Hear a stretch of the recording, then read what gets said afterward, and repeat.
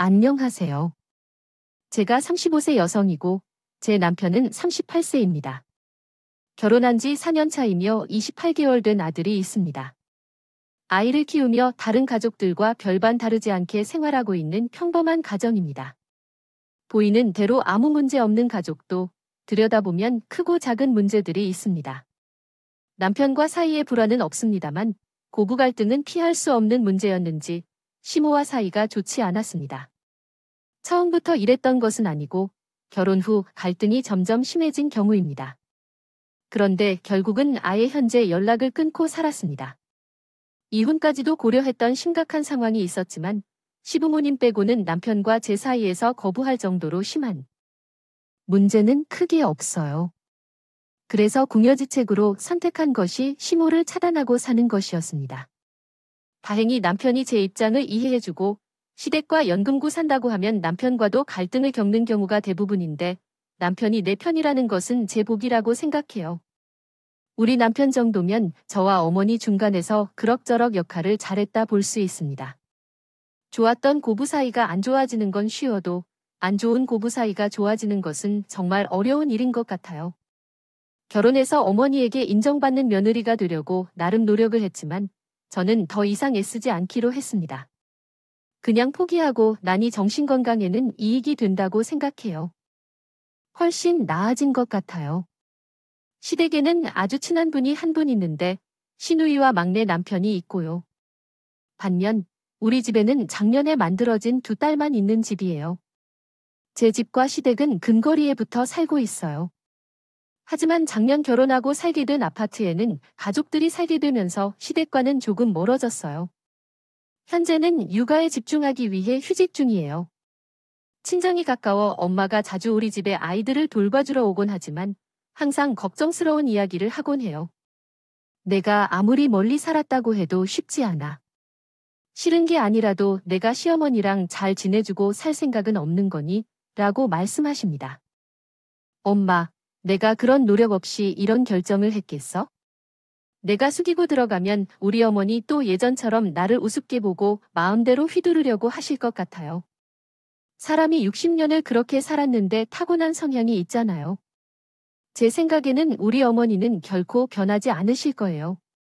남편이 어머니 편들었으면 당장 이혼했을 거예요. 내가 알아서 해라. 아마 이 남편도 내게 말 못하는 게 많을 거예요. 그런 건 넘어가줘야겠네요. 우리 신랑은 제게 사소한 것부터 다 공유하는 분이라 절대로 숨기거나 말하지 않을 거예요. 신중한 부모님 걱정은 어쩌면 당연한 일일 수도 있어요. 날이 시집가서 시댁 식구들로부터 인정을 받고 예쁨을 받는 며느리로 살고 싶었거든요. 그런데 시모와의 갈등 끝에 안 보고 산다는 말을 듣고 얼마나 가슴이 철렁했을지 상상이 가네요. 엄마는 자기가 딸을 잘못 가르쳤다는 소리를 듣게 될까봐 전전긍긍하셨고 혹시 딸의 고부 갈등이 본인들에게 영향을 미칠까 걱정에 힘들어 하셨습니다. 그런 생각을 하신 이유는 사실 친정 부모님과 관련된 문제가 있었거든요. 우리 친정 아빠는 원래 조부모로부터 물려받은 재산이 꽤 있으시고 사업을 잘하셨더라고요. 제가 유복하게 자랐어요. 대학교를 졸업할 때까지 거의 모든 것을 해보면서 성장했습니다. 돈 걱정 같은 것을 해본 적이 없고 남들 아르바이트를 해본 적은 없지만 그 나이에 돈을 벌려고 시간을 낭비해서는 안 된다고 하셨고요. 부모님께서는 자기 개발에 투자하고 학원에 등록하는 비용을 지원해 주셨습니다. 저희 부모님이십니다. 저는 공부를 꽤 잘했어요. 대학교를 나와 졸업한 뒤 금융회사에서 일하면서 남편을 만나 결혼했습니다. 친족의 부모님에 대해 이야기를 조금 나눠보자면 아버지는 경제적으로 잘 하셨지만 어머니는 조금 어려운 가정에서 자랐기 때문에 경제적 가치관이 조금 다르셨어요. 두 분은 사이가 좋았지만 가끔은 다른 가정처럼 다툴 때도 있었습니다. 그런데 두 분이서 다투는 이유는 거의 아빠가 돈을 쓰는 게 이유로 엄마가 타박을 하는 거였습니다. 가령 엄마는 단돈 1,000원이라도 허투를 쓰는 법이 없는 분인데요. 아빠는 돈을 쓰는 것을 좋아하고 돈에 대한 개념부터 엄마와는 다른 분이었습니다. 혹시 돈이 많은 사람들의 주변에는 콩고물처럼 떨어지는 사람들이 많다는 걸 아시나요? 제 기억에는 아빠 주변에는 항상 많은 사람들이 있었습니다. 모임도 많았고 만나는 사람도 많았어요. 게다가 어려운 사람들은 얼마나 많은지 아빠에게 돈을 빌릴 때는 다 죽어가는 사람처럼 부탁하고 갚지 않는 나쁜 사람들도 많았습니다. 아빠는 어려운 사람을 보면 지나치지 못하는 성향이셔서 자기량까지 드리지 못하곤 했습니다. 주머니에 있는 돈도 주변 사람에게 뺏기고 오셨다는 바람에 엄마랑 참 많이 싸우셨어요. 엄마가 아빠한테 제일 많이 하셨던 잔소리가 있는데요. 너무 많이 들었어서 저도 기억이 납니다. 주변 사람들이 당신을 좋아하는 줄 알아요. 다들 당신에게 달라붙어 있는 게 아니라 당신을 흡수하기 위해 붙어 있는 겁니다. 돈이 없어 보이시네요. 아마 다들 달아날 거예요. 부탁인데 다른 사람들에게 돈을 퍼주지 마세요. 이러다 우리가 적자가 나겠어요. 베푸는 만큼 받아들여야 하는 것도 있어요. 알아서 하세요. 모르는 소리 하지 말라고. 남의 집 보증까지 서둘러야 할 건 걱정이네요. 어쨌든 나도 참아야 하는데 아이들 시집도 보내야 하고 둘째는 대학 학비도 들어가야 할 일이에요. 구말리예요. 당신이 계속 이러면 결국 내가 돈을 틀어주어 버릴 줄 알아요. 저희 부모는 항상 신랑이었지만 사실 아빠는 엄마의 말을 안 들으셨어요. 사업을 하시는 분이라 돈 관리도 아빠가 하셨고 어머니는 전업주부셨으니 거의 생활비를 받아서 쓰셨대요. 아빠가 돈 관리를 하는 게 엄마는 더 불안해하셨던 것 같습니다. 그런데 제가 고3 때였던 것 같은데 어쨌든 부모님의 전세가 역전되었던 사건이 한 번 있었습니다. 엄마가 노심조사하던 빚 보증 사건이 우리 집에도 터졌거든요. 다행히 아빠가 감당할 수 있는 범위의 돈이었지만 그때 아빠도 사람한테 속고 큰 돈을 빌려주면서 생각을 좀 바꿔먹으셨을 것 같아요. 아빠 입장에서는 굉장히 큰 결심했던 그때부터 아빠는 엄마에게 돈 관리를 맡기셨습니다. 그 후로 엄마와 아빠의 다툼은 현저하게 줄었어요.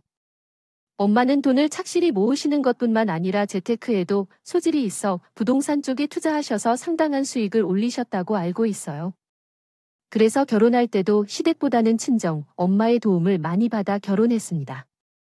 대학 때부터 청약저축에 힘써 수도권 아파트 하나를 당첨받은 적도 있었는데 엄마가 대출 없이 제 이름으로 등기를 쳐주셨습니다.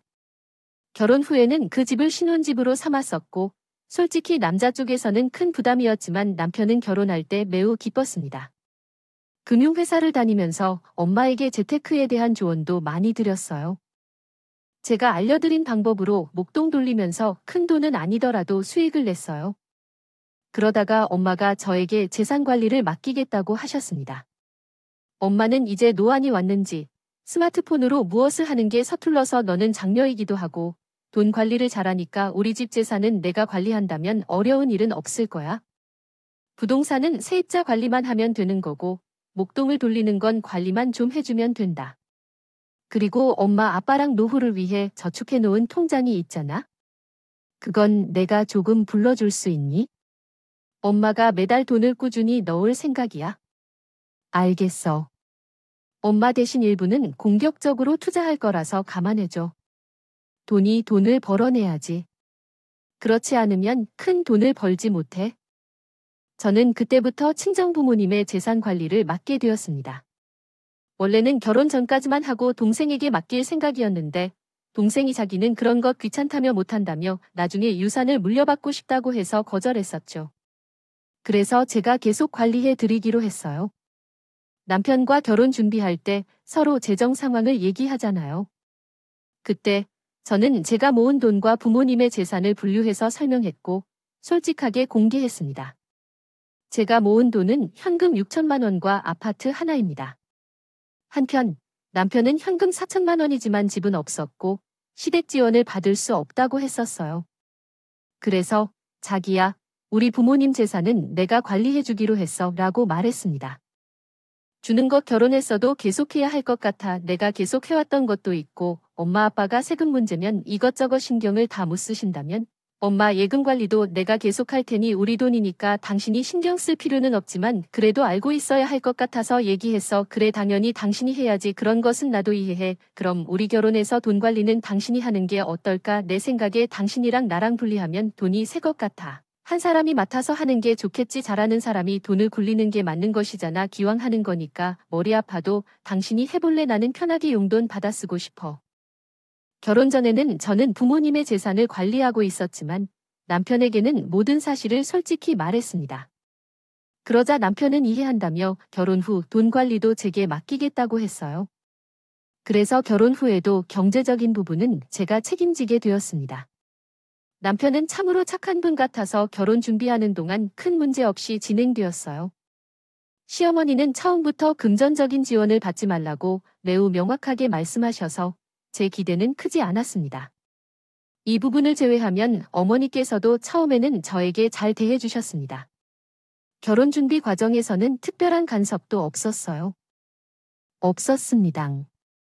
신혼집을 제가 한다고 말씀드렸을 때 정말 너무나 좋아하셨던 것이 기억나네요. 남편이 워낙 자상한 성격이고 온화한 사람이기에 전 그분을 보고 결혼했습니다. 다만 우리 부부는 처음부터 모든 재산에 대해 다 알고 결혼했지만 시어머니나 기타 가족들, 특히 어머니는 우리 친정 부모님의 재산에 대해 정확히 알지 못했어요. 당연히 제가 알려드릴 의무도 없다 생각했지만 그저 제가 유복한 집에서 모자란 점 없이 자란 딸이라는 정도만 알겠죠. 남편에게도 부탁했던 것은 우리 부모님 재산이 풍부하다거나 재산 관리를 내가 한다는 말은 조심해야 한다고 말했어요. 그래서 시어머니에게는 본래 예상치 않게 그 사실을 숨겼다는 셈이 되었고요.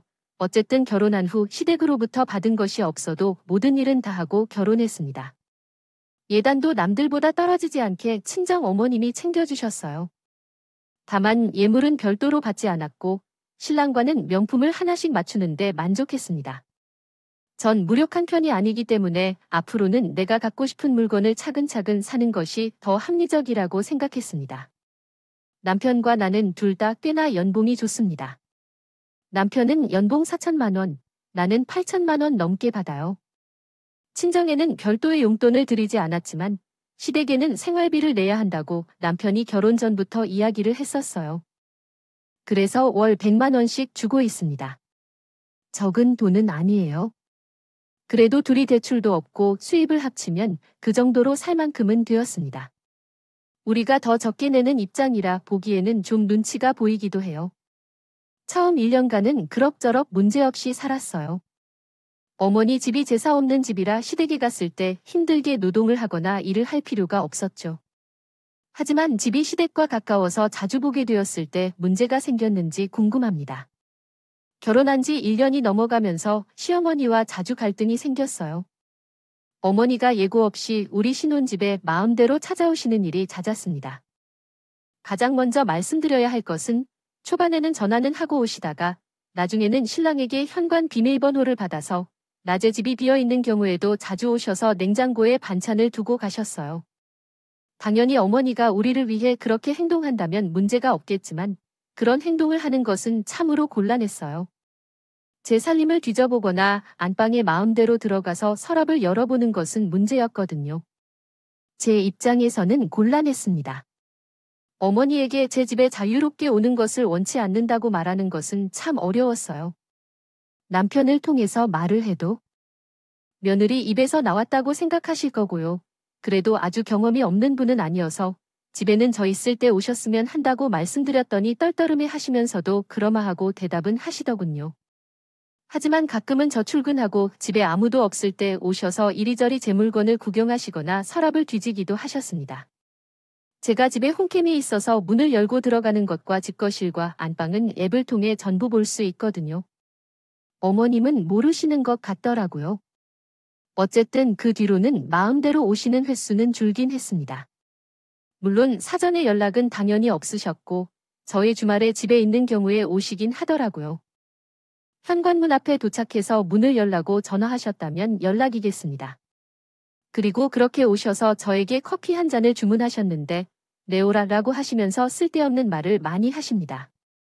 대부분은 한 귀로 흘릴 만한 것들이기는 하지만 그런데도 당황스러웠던 것은 아버님과 아버님의 부인, 즉 제가 형님이 되시겠다는 것이고 어머니에게는 큰 며느리인 형님을 상대로 심하게 욕을 하신다는 것이었습니다. 우리 큰아버지는 바깥에서 매우 힘들게 돈을 벌어오는데 형님은 집에서 무엇을 하는지 모르겠습니다. 살림을 열심히 하지도 않고 집에만 앉아 편안히 살려 한다며 그렇게만 하다가는 살이 찌겠지 않겠냐고 생각하였습니다. 어머니가 형님을 욕하신 이유가 그랬습니다. 맞장구를 칠 줄 모르는 입장이라 그래서 어머니 말만 듣고만 있습니다. 그런데 우리 아들은 어떻게 듣기를 드는 건지 몰라요. 남자가 밖에서 일하다 보면 늦을 수도 있고 술도 마실 수도 있는데 여자가 그런 소리를 하면 어찌나 씁쓸할지 몰라요. 그런데 그건 안 된다고요. 의심하는 마음이 드는지 남편을 믿지 못하는 듯한데 너는 결코 너의 남편에게 그러면 안 된다. 내 어머니와 우리는 직종이 같아서 서로 이해를 잘해요.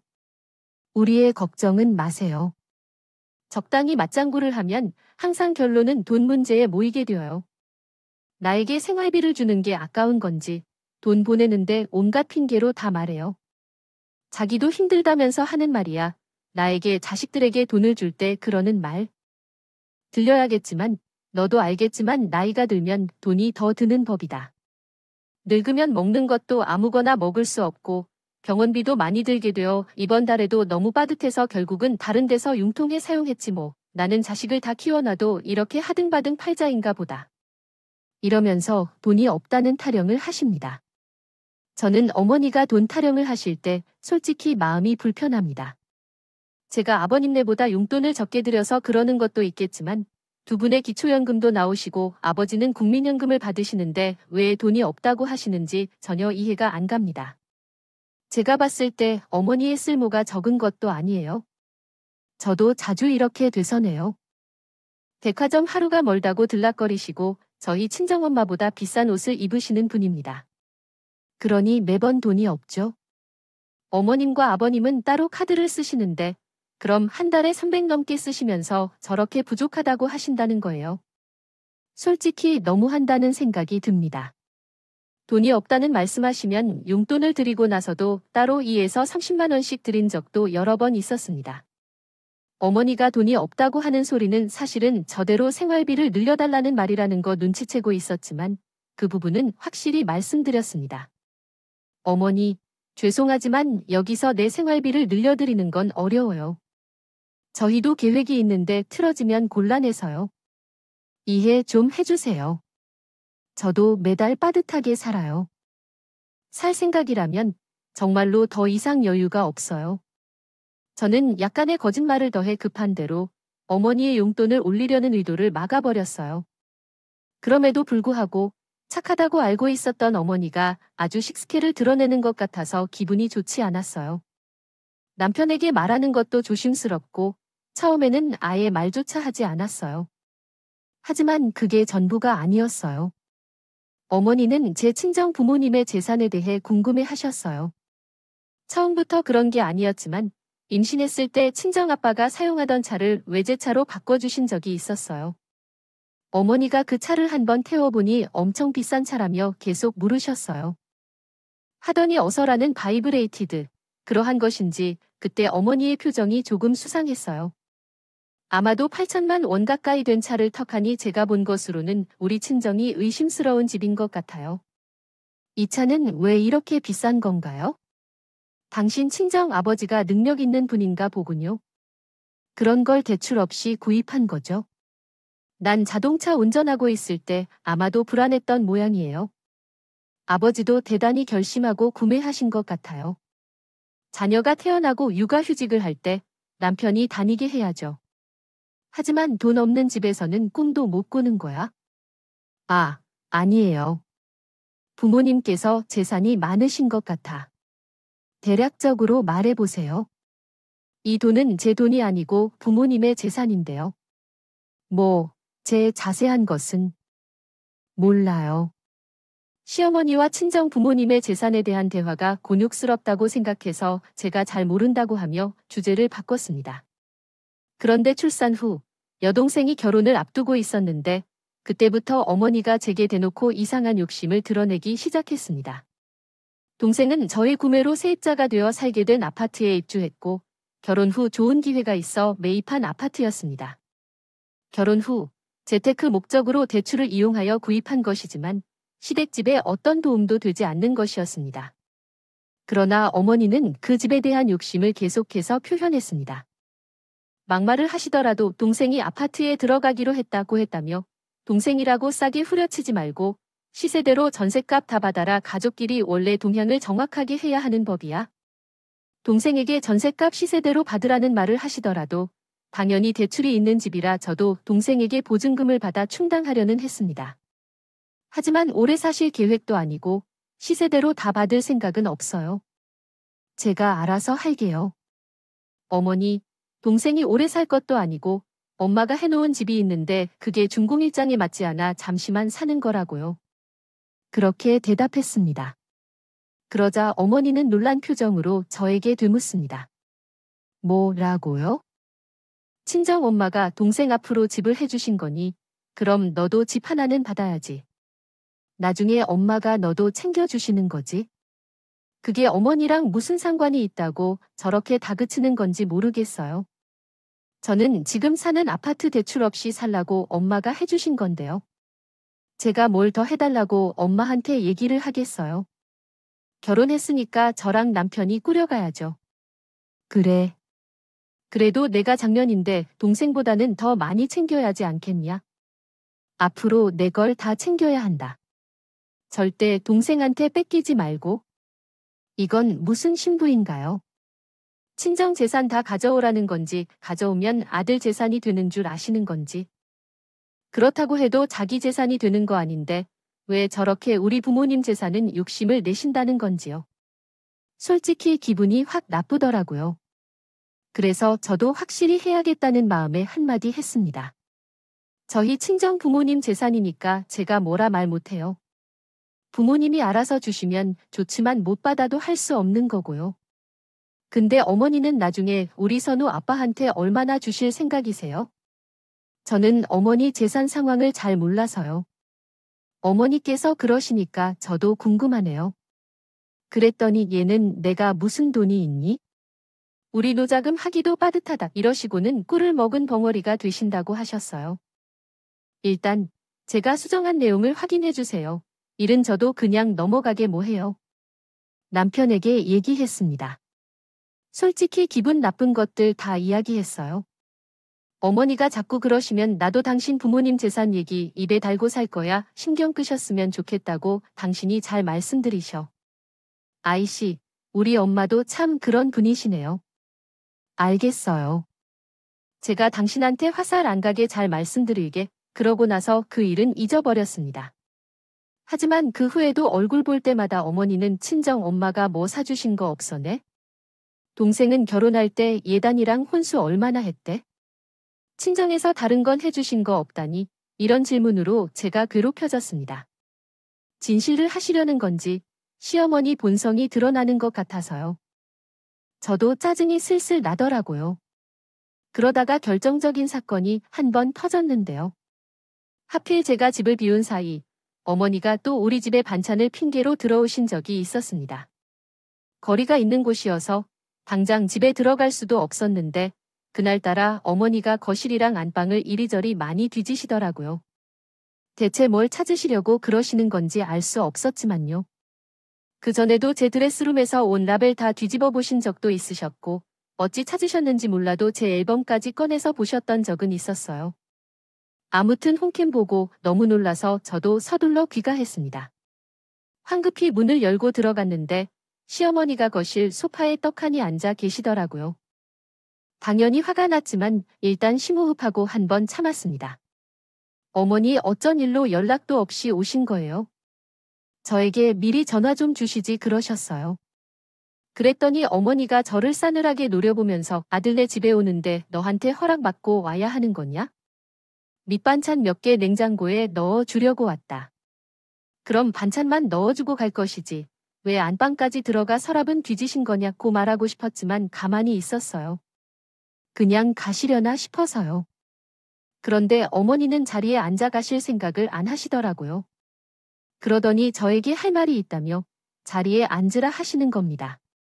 그런데 뭔가 말하는 표정과 말투가 단단히 화가 나신 듯했습니다. 뭘 그리 멀뚱히 서 있니? 내가 할 말이 있으니까. 너 이리 좀 와서 앉아봐. 뭔가 이상하다는 느낌을 받은 나는 어머니 말대로 자리에 일단 앉았습니다. 어머니, 무슨 안 좋은 일이라도 있으세요? 제가 어머니 눈치를 살피며 묻자 어머니가 입을 열었습니다. 그래, 내가 너한테 된통 속은 것 같아서 아주 기분이 거지 같구나. 너 이거 뭐니? 나한테 설명 좀 해봐라. 너 내 아들 몰래 딴 주머니 차고 돈 모으고 있는 거냐? 맨날 돈 없다 빠듯하다 징징대면서 대체 이 통장은 뭐니? 어머니는 저리 말씀을 하시면서 가방을 털더군요. 안에 통장을 하나 꺼내셨더라고요. 그런데 그 통장은 어머니의 통장이 아니고 제가 관리하는 친정보호자임 예금 통장이었습니다. 저는 통장을 따로 안방 화장대 서랍에 묶어서 보관하는데요. 어머니는 하필 그 중에서 친정 부모님 목돈이 들어있는 통장을 꺼내셔서는 저한테 따지시는 거였습니다. 어머니가 제 통장까지 들춰보셨다는 게 너무 화가 나서 저도 그때부터 곱게 말이 나가지 않았습니다. 어머니가 그걸 왜 가지고 계세요? 딴 주머니라니요. 결코 아니에요. 그럼 큰 돈을 제가 어떻게 혼자 모으겠어요? 그거 저희 친정 부모님 통장이에요. 제가 예금으로 묶고서 만기 되면 다른 상품으로 넣어가며 운영하고 있는 거고요. 어머니, 설마 서랍을 뒤진 거예요? 아무리 아들 집이라도요. 제 집이기도 해요. 왜 함부로 서랍을 뒤지세요? 그랬더니 어머니가 그렇게 이러시더군요.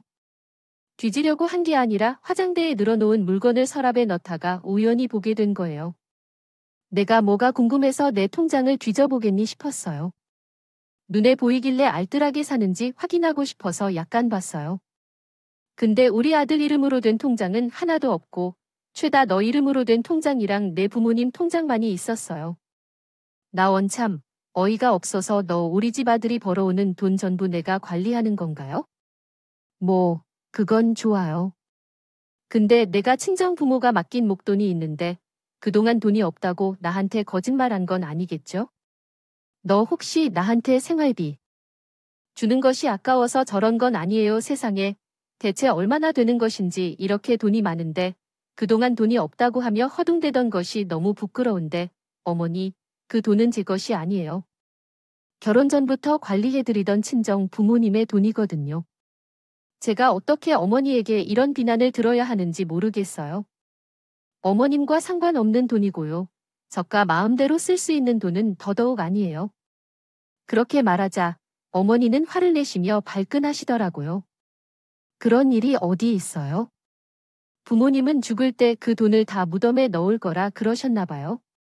어찌되었든 결국에는 자식들에게 돌아가는 돈이니까요. 너도 아는 바로 그 사실이네. 아들도 말할 필요 없어. 어찌되었든 결혼하고.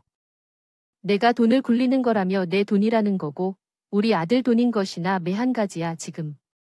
내가 기회를 줄 때 혹시 또 다른 것을 숨겼는지 돈이 있는 거 다 말해라. 통장에 있는 돈도 당장 다 내놔. 우리 아들 통장으로 옮겨서 관리해라. 그런 강요가 어디 있어? 왜 이 돈이 아들 돈이 되는 거예요? 남편도 내가 친정 부모님의 돈을 관리해준다는 건 다 알고 있어요. 더 이상 강요하지 말아요, 어머님. 강요라니, 너가 그 돈을 다 찾으려고 하는 게 아니냐? 어머님 왜 그런 거예요? 지금 정말 기분이 나빠요. 그 문제는 어머님이 신경 쓸 게 아니니까 그만하시고 돌아가세요. 어머니와 한창 싸우고 있던 참에 남편이 집에 들어왔어요. 어머니와 제가 분위기가 안 좋아 보여서 무슨 일이 있는지 물었더니 자초지종을 얘기했습니다. 얘기를 다 들은 후 남편은 당연히 어머니를 말리며 나무랐어요. 어머니가 되어주시지 않아도 되는 문제이며 그러니 그만에 닮은 이 사람 얼굴을 어떻게 봐야 하는지 모를 거예요. 며느리 앞에서 창피해하지도 말아요. 그러나 남편이 어머니를 말려도 소용이 없었습니다. 어머니는 당신이 평생 만질 수 없을 돈을 보고 나서 이미 욕망에 눈이 멀어져 있었어요. 왜 이렇게 어리석은지 와이프가 친정부모의 재산이라고 믿는 것을 내려야 해? 부모님이 코라고 해놓아도 혹시 너를 부모님이 나 같은 사람과 함께 살게 하려고 든다면? 너한테 안 나눠주려는 거 보이니까 내 눈에는 분명히 속내가 보이는 것 같아. 이 녀석아, 멍청하게 내가 버는 돈을 다 누나한테 주지 말고 너도 실속을 좀 챙겨. 내 몫을 챙기는 말이야. 어머니께서 그렇게 말씀하시는데 저도 분명히 화가 나더라고요. 아니, 우리 친정 부모님의 재산인데 아들분의 몫이 될 거라 생각하다니요. 너무 기가 막혀서 다시는 안 보고 살 각오로 어머니에게 말했습니다. 어머니, 지금 다 말씀하셨어요. 제가 무슨 짓을 한다는 것입니까? 이분과 아무 문제 없는데 어머니가 지금 이혼할 이유를 만들어주고 계시다 봐요. 어머니 말대로 이 사람 때문에 빈털터리로 집에서 쫓아내게 할 수 있어요. 그게 원하시는 거예요? 여보세요, 선우 씨 엄마, 이제 그만하세요. 계속 이러다가는 진짜 큰 싸움이 일어날 거예요. 얼굴을 보고 괴롭게 하는 건 그만두세요. 어머니도 이제 그만하시고 돌아가세요. 남편이 개입하여 다툼을 막았지만 이미 화를 낸 상황이었습니다. 당신 씨 어머니, 오늘부로 얼굴 안 볼 거예요. 당신이 싫다고 하면 저도 할 수 없어요. 그냥 이혼합시다. 아이는 제가 키울 테니까요. 그렇게 해야죠. 왜 그렇게 극단적으로 말씀하시는 거예요? 이혼이라니요. 우리에게 무슨 문제가 있다고 이혼해야 하는 거예요? 일단 진정 좀 해보세요. 저부터는 알아서 하겠습니다. 그러자 어머니는 뒷목을 붙잡으시며 쓰러지는 셈으로 하시더라니. 아이고 아들아, 낳아서 미안하다. 치마폭이 쌓여서 속이고 사는 것도 모르고 엄마는 아예 뒤떨어진 건가 뭔가 연락을 끊으며 며느리가 부모와 자식 간의 연락을 끊게 하는 걸 보니 우리 집에 이상한 사람이 온 것 같네요. 잘못된 사람이 온 것 같아 며느리가 잘못 온 것 같다면 어머니도 그 사람을 무시하고 사시면 되겠네요 아들아. 시아버지가 새로운 가정을 이루고 싶다면 이혼을 하세요. 나는 한 번도 두렵지 않을 테니까요. 그래야지. 어머니처럼 염치 없는 사람 처음 보는구나. 우리 부모님의 돈을 내라고 하는 것은 도둑이거나 슈퍼가 아니라 다른 무엇인가 아들이 집에 함부로 들어와서 훔쳐다니거나 하는 행동을 하고 있으니 왜 그러는 거죠? 그 상황에서 어머니가 가슴을 쥐어짜지 않았겠습니까?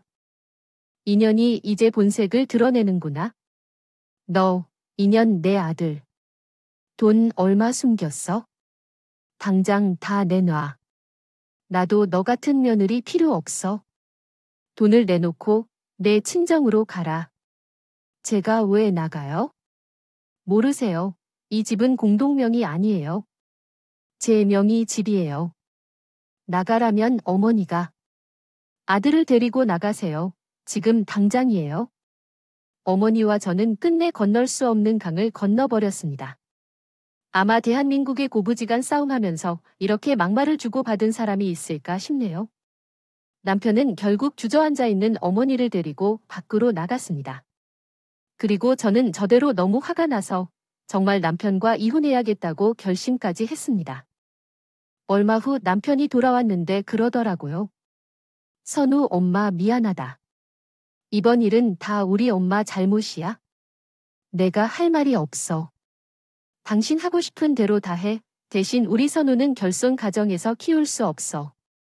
난 이런 일은 절대 할 수 없어. 어머니랑 영국으로 사려면 그럴 수 있다고 생각해. 당신 그런 것을 할 수 없다면 나는 오늘 이후로 당신의 식구들을 안 볼 거야. 아무것도 하지 않을 거야. 알겠어? 당신 마음대로 해. 나도 당분간은 어머니 집에 안 갈 거야. 우리 엄마한테 질리니 정말. 우리 아이와 함께 이사 갈래? 물론 형과 아버지랑 연락은 하겠지만 당신이 함께 안 가겠다면 앞으로 나 혼자. 혼자 갈 생각은 없어. 정말 그렇게 해줄 수 있어?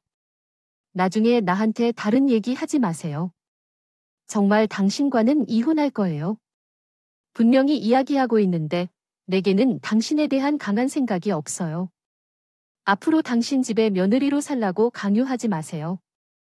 오늘 어머니가 나한테 하는 행동, 당신도 봤잖아요. 세상에서 모든 시어머니가 며느리에게 친정 부모님 돈을 내놓도록 항거하는 일은 아니라는 건 알 거예요. 그래요. 당신도 충분히 이해했겠죠? 이해했으니 당신이 하고 싶은 대로 하세요. 저는 화가 나서 달래주려고 노력하는 남편을 가졌고 앞으로 시모와 연금을 먹고 살겠다는 내 의사를 따를 것이라고 했어요. 어떻게 보면 남편의 반응에 따라 더 큰겠지요. 싸움이 될 뻔한 상황이었지만 남편이 현명하게 대처했다는 생각이 드네요. 그 일은 일단락이 되었지만 시어머니는 그 뒤에도 포기하지 않았습니다. 남편은 제게 얘기하지 않고 몇 차례 시댁에 갔는데도 시어머니는 남편에게 돈을 챙기라는 말을 했다고 하네요. 그래서 남편은 앞으로 저와 시댁에 가는 일은 다시는 없을 거라며 손주를 보고 싶으면 자기를 통해서 1년에 한두 번만 보게 할 것이라고 선언했다고 합니다. 어머니는 그 후 집까지 찾아오지는 않았지만 전화와 문자로 계속해서 저를 괴롭혔습니다. 친정 부모님도 이 사건을 알게 되셨는데 엄마가 걱정이 되셨는지 며칠 저희 집에 머무신 적이 있었어요. 그런데 하필 친정엄마가 계실 때 시모에게 전화가 왔어요. 저도 너무 화가 나서 어떤 말인지 드러내려고 전화를 받았는데 전화를 받자마자 어머니가 이렇게 말씀하셨어요. 야, 너 지금 나랑 장난치는 거야? 오늘 딱 기다려. 내가 집에 가서 다 엎어버릴 줄 알아. 내 아들이 이제 안 올 거라는데 이게 다 너 때문이야. 나쁜 년 같으니라고. 오늘 너 머리를 다 뽑아야겠다. 이렇게 험한 말씀을 하실 때 제가 조용히 말씀드렸습니다. 지금 집에는 친정엄마가 계십니다. 오시려면 오시라고 하시던가요? 그러자 정신이 드실 것 같아 다시 전화를 끊으셨어요. 친정엄마는 이 광경을 직접 보시고 너무 놀라셨습니다. 지금 어떻게 하시겠습니까? 시어머니께 다시 전화를 걸어주세요. 이대로는 참을 수가 없어요. 엄마가 말한 대로 장모님에게 전화해 엄마를 바꿔드렸습니다. 사돈에 대해서는 저희 딸이 결코 그러한 나쁜 행동을 한 적이 없습니다. 다른 집의 소중한 딸에 대해 무례하게 대하지 마세요. 한 번쯤 이런 무례한 얘기를 다시 하게 되면 우리 딸을 이혼시키겠습니다. 이런 말을 하며 전화를 끊으셨고 그 후 저는 시댁의 전화를 차단했습니다. 친정 엄마로부터 한 말을 듣고 나서부터는 장모도 저에게 연락을 하지 않았습니다. 그 사건 이후로 1년 넘게 시댁에 방문하지 않았어요. 처음에는 정말 이러도 되나 조금 불안한 마음도 있었습니다만 시모와 앞으로 잘 지낼 수 있는 일은 영영 없을 것 같아서 연 끊고 사는 거 후회 안 합니다. 후회는커녕 속이 다 시원해요. 명절에는 놀러 다닐 수 있고 어버이날이니 생신이니 가족 모임 같은 거 신경 안 써요. 당연히 드렸던 생활비도 끊어버렸고요. 아마 남편에게는 아쉬운 소리 했겠죠. 남편 월급은 제가 다 가지고 가니 아마 남편도 별 수 없었겠지만요. 남편과 시부모님은 천륜이기 때문에 저처럼 똑같이 연락하지 말고 살라고 강요할 생각은 없습니다. 하지만 저한테 슬금슬금 얘기한다면 저는 이혼하겠다고 엄포를 놓았어요. 그래서인지 아직까지는 평화롭게 살고 있습니다. 혹시 시간이 지나면 술이 가볍게 왕래하게 된다는 거예요. 걱정하실 수도 있는데 저는 다시 그 헬게이트로 들어갈 생각은 없어요. 아이가 꺼져서 조부모 찾는다면 아빠랑 보낼 생각은 있어도 저는 다시 볼 생각 없습니다.